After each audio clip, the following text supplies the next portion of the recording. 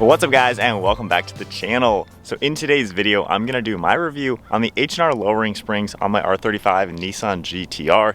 If you guys saw in a previous video, I just did the installation for these springs and I ordered them from Fitment Industries. Definitely check them out because you can pretty much order everything you need as far as suspension and wheels from Fitment Industries for any car. So lowering springs, coilovers, air ride, and even wheels. So my car is sitting on the Vossen HF5 wheels, finished off in satin bronze. And then with the H&R springs, I lowered it a ½ inch all around. That's what my final measurements came to once everything has settled. I've got my alignment all squared away. And basically what we're gonna do in today's video, I'm gonna drive the car and talk about what I think they've done for the car, how they improved handling. And before we do that, let's go ahead and take a look at the overall stance now. So like I said, we've lowered it a ½ inch all around. That is what they were advertised. A few other brands lower it closer to 0.8 or 0.75 inch.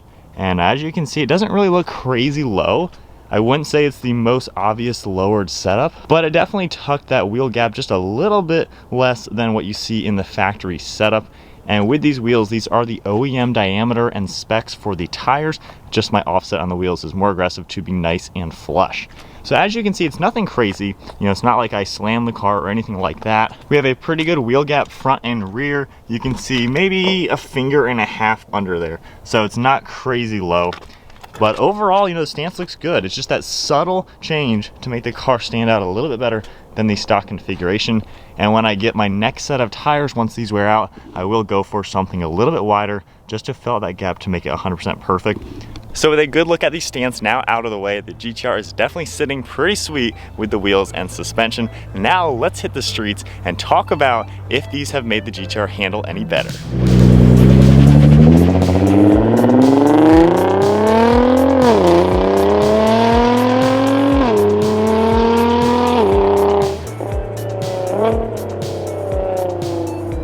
So to begin the video then, why did I choose lowering springs instead of going with coilovers or airbags?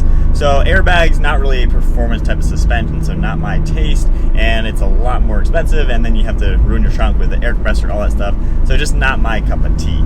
So coilovers, well that is, I would say, the most performance-oriented type of suspension. The GTR already has magnetic dampers. We have 3 different drive modes. We have normal mode. You can go down into comfort, where it softens a little bit, it takes the edge off the bumps, and then if you're on the track, you can go all the way into race mode, where it gets really stiff. I can already feel bumps more. So with lowering springs, I get to retain that use, and I use comfort mode all the time when I drive this car, because it is so much more comfortable to drive. And then when I take the car to the track or the mountain road trips, I love putting it into the race mode so I can utilize the stiffer suspension. So we'll go into comfort mode and talk about the normal drive. Let's get up to some speed. All right, so we are now going about 60 miles an hour on kind of a bad road. This is just a country back road. And what I've noticed is ride quality really hasn't changed at all. I haven't noticed a drastic difference as far as the comfort. In comfort mode, of course, the dampers still get soft and it absorbs the bumps, and this feels just like the stock car. I don't notice any difference. And when you look at the actual springs, they have, I would say, the progressive spring rate, to where you see the springs have a larger space and then they get really tightly wound towards the top. So I think that design makes it to where it absorbs all the little bumps really well, but once you start getting into the bigger bumps or the hard turning, that's when it stiffens up. So normal ride quality is as comfortable as I would want it to be. I don't notice a single difference. And the cool thing is, if I go into the race mode now, I still feel the differences in suspension. So right now, all these little bumps, I can just kind of feel them in my back that I wasn't feeling before. So I like that with lowering springs, you get to retain that. So then why did I go with the H&R brand? Basically because on my Supra, that's exactly what I installed. And I was really impressed with the increase in handling with that setup. So I decided to go with the same brand. And on top of that, the other 2 or 3 different brands of springs for the GTR, one of them lowered it a lot more in the front than the rear. And then another brand lowered it a lot more in the rear than the front. So I didn't want a crazy rake or anything with my car. I wanted a level drop, and the H&Rs were a ½ inch in all 4 corners. So for me, that just worked out really well.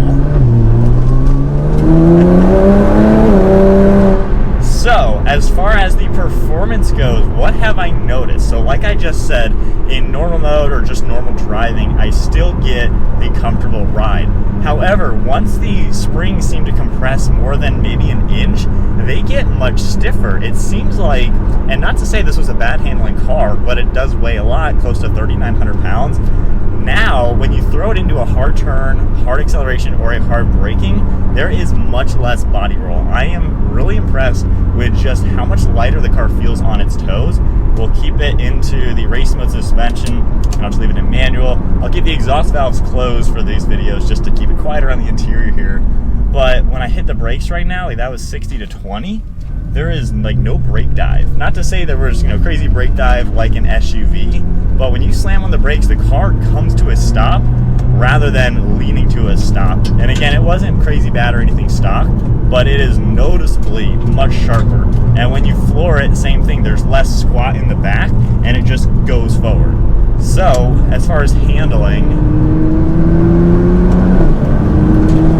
the car really takes turns so much better now. It just feels so much more responsive, and it's crazy how a very low-cost option for suspension, lowering springs, it really does make a pretty big difference. And if I did coilovers, yeah, I probably would have got a more performance-oriented ride, but I'd lose out on the 3 different modes, which I use all the time, so to me it's just not worth it. And these are about a third the price. So a sharp turn.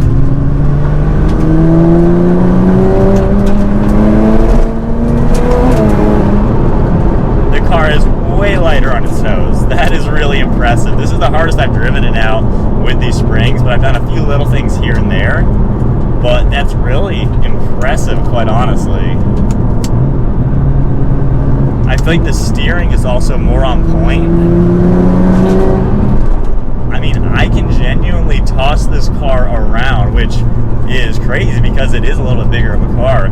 Now, a week before I installed the springs, I was in the mountains doing a road trip, having some fun out there, and it handles really good in race mode, but my brother's Audi R8 and even smaller cars, you know, S2000 and stuff, Miata, they are right at my butt in the sharp turns just because they're 1,000 pounds less, and they just handle better. This car has to carry its weight, but now with the tighter setup, you know, once you get into that ½ inch of squat in the suspension, it seems to really do a better job just holding the turn. Steering feels better. It's definitely a big improvement, and for the cost, I don't think you can beat it. And especially, like I said, to retain this setting right here, you know, I don't want to lose that. Now, as far as the installation, so I made that full install video, which I'll have linked down below in case you missed it. Quite honestly, this was a pretty easy installation. It was extremely straightforward. I had the right tools, and it really wasn't anything complicated. There was a lot of steps to do it. I had to take apart the rear interior there, and obviously there's quite a few bolts, and it does take all day. You know, it took about 7 hours worth of work, but it was straightforward, nothing out of the ordinary. One thing I saw comments on, and I even had this question when I was installing them, when I took the factory springs out, there's these plastic covers around the tops and I believe the bottoms of the actual coil spring. I did not reuse those on the new springs. Now, I wasn't sure if I should or not. When I looked back at my Supra video, I did not put anything like that on those springs, so I didn't reuse whatever came off the factory springs. And looking at other people's videos with the GTRs especially, didn't seem like anybody reused them. They're basically plastic covers. I don't exactly know the purpose. I cleaned everything really well before I installed the new springs, and I didn't have any issues. I haven't heard any noises. Everything sounds exactly like stock. And since we're on a straightaway, I cannot resist doing something fun in the car.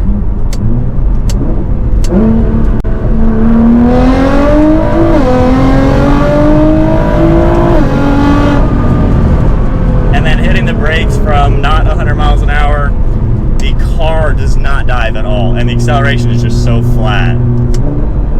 Oh man.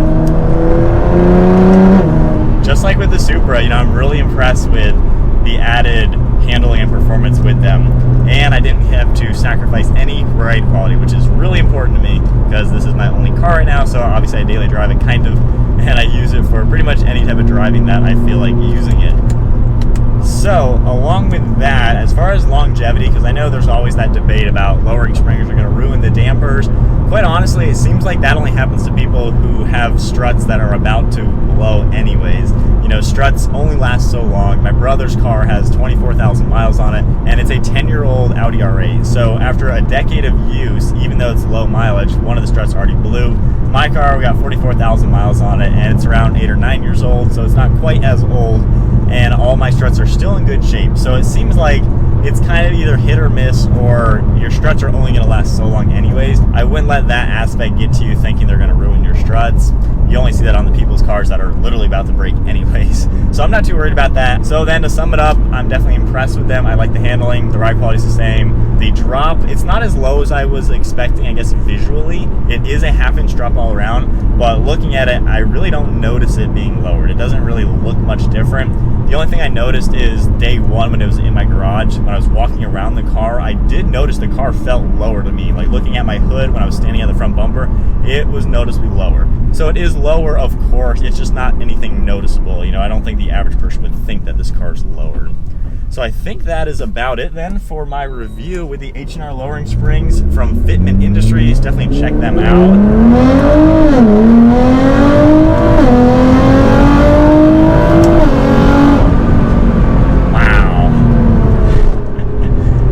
Once again, I've said this a million times, the GTR gets better and better after every single modification. This car just craves being tweaked, and I am loving the new performance with the better handling with the springs.